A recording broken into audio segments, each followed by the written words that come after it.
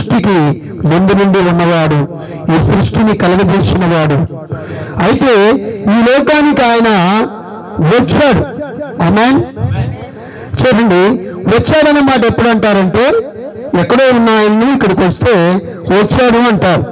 Already పరలోకంలో ఉన్న దేవుడు, ఈ సృష్టి అంతటిని చేసిన దేవుడు, సూర్యుని, చంద్రుని, నక్షత్రాలని, ఈ సమస్త జంతువులని, సమస్త పక్షులని, సమస్తాన్ని కలిగేసిన దేవుడు ఈ లోకములో ఒక మానవుడిగా పాపము లేని కన్యక గర్భంలో పుట్టి, పాపము లేని వాడుగా జీవించి, పాపము లేని వాడుగా మరణించాడు.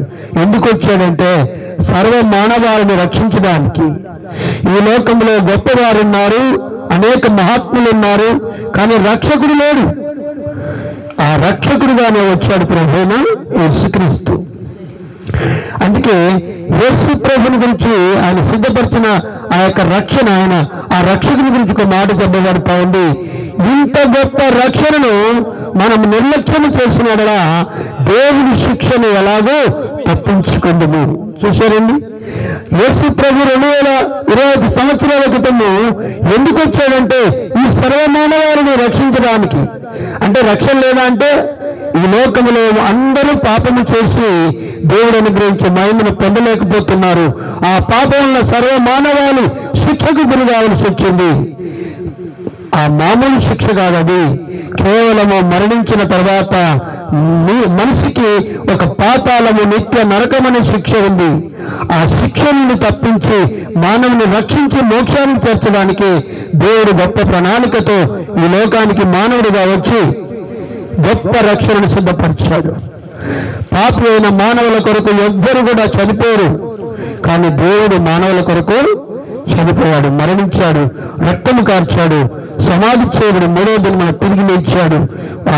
ఆయన సిద్ధపరిచినటువంటి రక్షణ గొప్ప రక్షణ. ఆమేన్. చెప్పండి, ఎలాంటి రక్షణ?